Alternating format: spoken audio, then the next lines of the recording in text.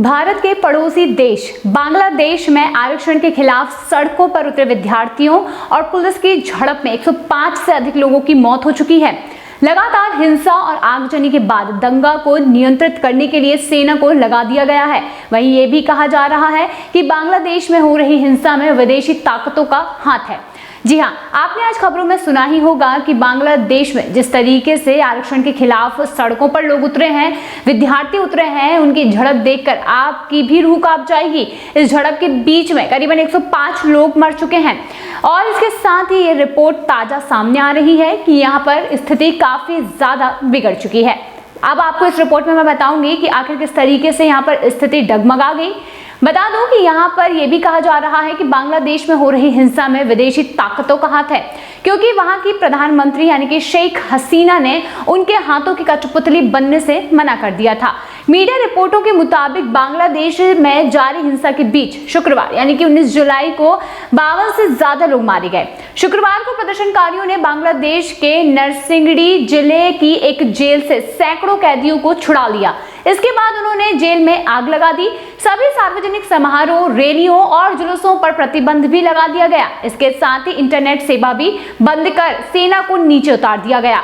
इससे एक दिन पहले कोटा विरोधी प्रदर्शनकारियों ने राजधानी ढाका में सरकारी प्रसारक बांग्लादेश टेलीविजन के मुख्यालय में आग लगा दी थी और अब हिंसा में अब तक 105 लोगों की मौत की खबर सामने आ रही है, जबकि 1500 से अधिक लोग इसमें घायल हो चुके हैं।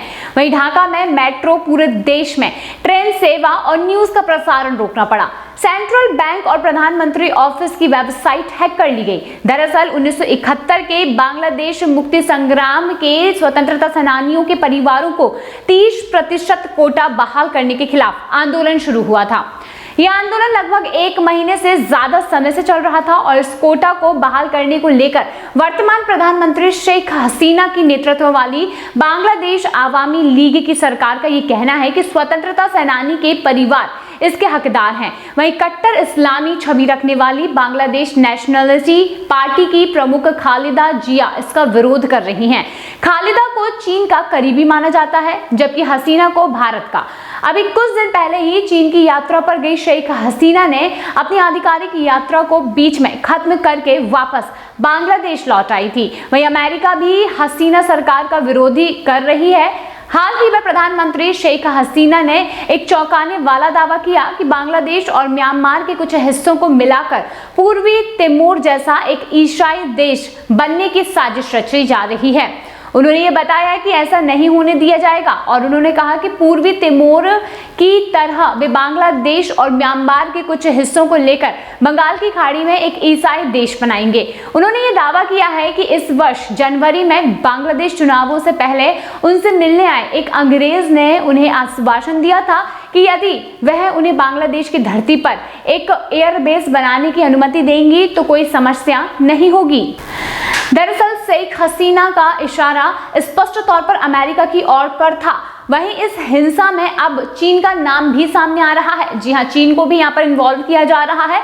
हिंसा को लेकर भारत ने यहाँ पर कोई टिप्पणी नहीं की, लेकिन ये जरूर कहा है कि पड़ोसी देश में रहने वाले लगभग 15,000 भारतीय नागरिक सुरक्षित और स्वस्थ हैं। विदेश मंत्रालय के प्रवक्ता रणधीर जायसवाल ने नियमित मीडिया ब्रीफिंग में हिंसक विरोध प्रदर्शनों को लेकर भारत के नजरिए से पूछे गए सवालों का जवाब देते हुए ये कहा कि हम इसे बांग्लादेश का आंतरिक मामला मानते हैं। दरअसल बांग्लादेश में सरकारी नौकरियों में कुछ समूह के लिए 2018 तक 56% आरक्षण का प्रावधान था और इन्हें बांग्लादेश में बेहद आकर्षक माना जाता है। इन समूह में विकलांग व्यक्ति 1%, स्वदेशी समुदाय 5%, महिलाएं 10% और अविकसित जिलों के लिए 10% और 1971 के बांग्लादेश मुक्ति संग्राम के स्वतंत्रता सेनानियों के परिवार 30% शामिल हैं। इससे योग्यता के आधार पर चयन के लिए केवल 44% सीटें ही बची हैं। साल 2018 में छात्र समूह द्वारा बड़े पैमाने पर विरोध प्रदर्शन हुए, जिसके कारण हसीना सरकार ने कोटा पूरी तरह से खत्म कर दिया। फिर जून 2024 में हाई कोर्ट, फिर बांग्लादेश के सुप्रीम कोर्ट ने सरकार के फैसले को पलट दिया और स्वतंत्रता सेनानियों के परिवारों के लिए 30% आरक्षण को खत्म करने और उसे अवैध ठहरा दिया गया, यानी कि उसे पूरी तरीके से गलत बताया गया, जिसकी वजह से विद्यार्थी भड़क चुके हैं, लोग भड़क चुके हैं और बांग्लादेश में आगजनी शुरू हो चुकी है। बांग्लादेश की हिंसा मंजर देखकर मानो स्थिति पूरी तरीके से गड़बड़ हो चुकी है, ये समझा जा सकता है। बांग्लादेश में लोग एक दूसरे का खून करने पर उतर आए हैं और जिस तरीके से बांग्लादेश में लोगों की मौत के आंकड़े बढ़ते जा रहे हैं वो काफी ज्यादा चिंताजनक है, क्योंकि आप देख सकते हैं इन तस्वीरों को देखकर यह अंदाजा लगा सकते हैं कि लोग कितने ज्यादा भड़के हुए हैं। इस आरक्षण को लेकर सरकार पर लोगों की जो एक आप बीती है वो बताई जा रही है, लेकिन इस तरीके से हिंसा भड़काना काफी बुरी तरीके से भी माना जा सकता है। तो दोस्तों, इस पर आपका क्या कहना है कमेंट सेक्शन में जरूर बताइए।